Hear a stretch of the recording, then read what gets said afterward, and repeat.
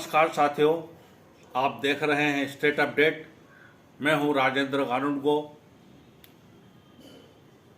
साथियों, विगत दिनों शहडोल जिले में दो घटनाएं ऐसी हुई हैं जिन्होंने मध्य प्रदेश का सिर जो है शर्मसार कर दिया है।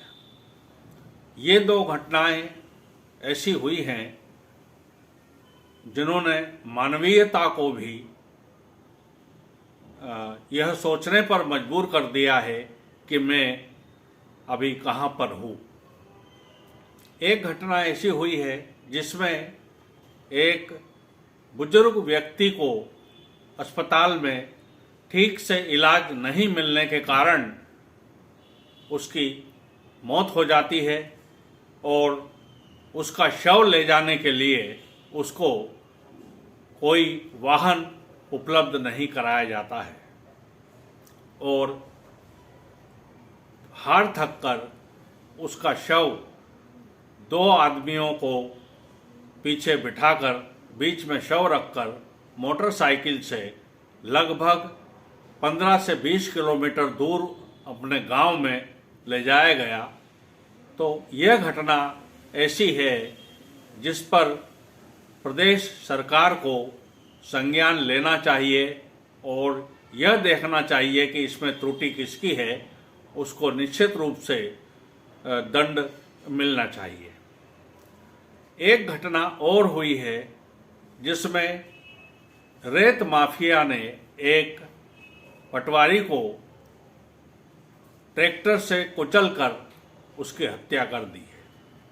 यहाँ पर यह कहना गलत नहीं होगा कि यह रेत माफिया का कोई पहला कारनामा नहीं है।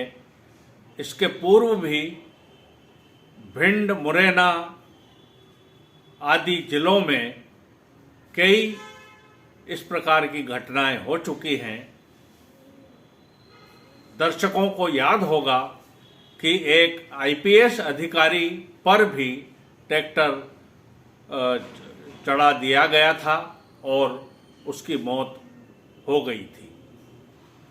तो यह माफिया कितना सक्रिय है और कितना नुकसान कर सकता है, यह सरकार को अवश्य सोचना चाहिए। और रेत माफिया ने तो किसी भी बड़ी नदी को छोड़ा नहीं है। खासकर यदि हम विशेष उल्लेख करना चाहें तो नर्मदा नदी में भी और रेत का जो अवैध खनन हो रहा है और इस पर अनेक बार चर्चा हो चुकी है, लेकिन वो खनन अवैध रेत का जो हो रहा है वह अभी तक रुका नहीं है। यहाँ पर यह भी उल्लेख करना ठीक होगा कि पूर्व मुख्यमंत्री उमा भारती ने भी शहडोल की जो घटना हुई है उस पर अपना दुख व्यक्त किया है और सरकार से मांग की है कि जो व्यक्ति माफियाओं द्वारा कुचला गया है उसे, उसके परिवार को उचित सहायता दी जानी चाहिए। तो इन बातों से यह सिद्ध हो रहा है कि मध्य प्रदेश में सरकार जो चल रही है वह यदि कहा जाए कि भगवान के भरोसे ही चल रही है।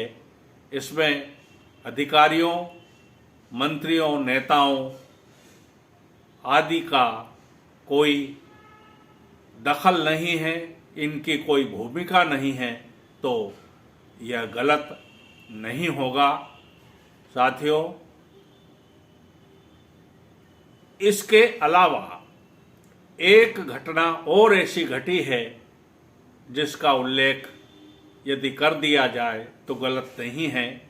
ये बालाघाट जिले में जो डाक मतपत्र हैं उनको समय से पहले खोल कर उनकी गिनती शुरू कर दी जाती है तो यहाँ पर भी यह देखने में आता है कि जो बड़े अधिकारी हैं वे किस प्रकार से मर्यादाहीन आचरण कर रहे हैं, यह भी एक सोचने का विषय है।